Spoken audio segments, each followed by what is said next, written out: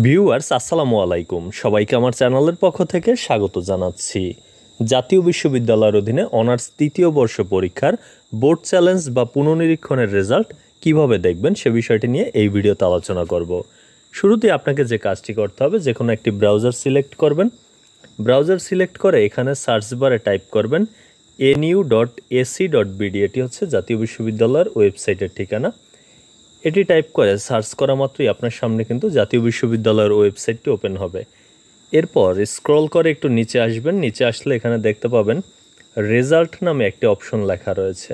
এই যে রেজাল্ট নামের অপশনটির উপরে ক্লিক করবেন। ক্লিক করা মাত্র আপনার সামনে এরকম একটি ইন্টারফেস ওপেন হবে।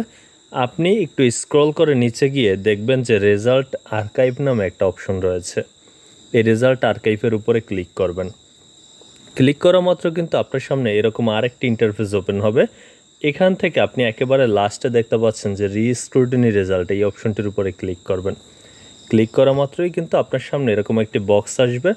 এখান থেকে আপনাকে কিছু কাজ করতে হবে, যেমন এই যে এক্সামিনেশন নেম সিলেক্ট ওয়ান, এই সিলেক্ট ওয়ান অপশনটির উপরে ক্লিক করবেন বা এই আইকনটির উপরে অ্যারো চিহ্নের উপরে ক্লিক করবেন। ক্লিক করা মাত্রই আপনার সামনে এরকম একটি ইন্টারফেস ওপেন হবে। এখান থেকে আপনার যে কাজটি করতে হবে, এই যে bachelor degree honours third year, এটি কিন্তু সিলেক্ট করতে হবে। এটির উপরে ক্লিক করবেন। এরপর আপনার যে কাজগুলো করতে হবে, আপনার রেজিস্ট্রেশন নাম্বারটি এখানে টাইপ করবেন। এরপর এক্সাম ইয়ার এখানে 2023 লিখবেন, কারণ 2023 সালের পরীক্ষা এটি।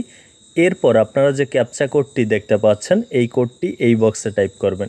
এখানে লেখা রয়েছে K5RM।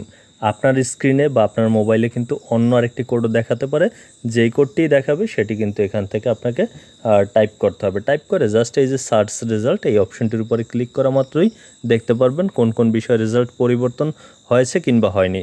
তবে এখন পর্যন্ত কিন্তু অনার্স তৃতীয় বর্ষের যে বোর্ড চ্যালেঞ্জের রেজাল্ট সেটি প্রকাশিত হয়নি। রেজাল্ট প্রকাশিত হওয়ার পর আপনি এই পদ্ধতির মাধ্যমে রেজাল্টটি দেখতে পারবেন। তবে খুব শীঘ্রই কিন্তু অনার্স তৃতীয় বর্ষের বোর্ড চ্যালেঞ্জের রেজাল্টটি প্রকাশিত হবে, যেটি জাতীয় বিশ্ববিদ্যালয়ের নির্ভরযোগ্য সূত্র থেকে আমরা জানতে পেরেছি। যখনই নোটিশটি প্রকাশিত হবে আপনাদের সুবিধার্থে সেই নোটিশের বিস্তারিত তথ্য নিয়ে আলোচনা করব এবং কিভাবে রেজাল্ট দেখবেন সেটি তো এই ভিডিওতেই দেখানো হলো।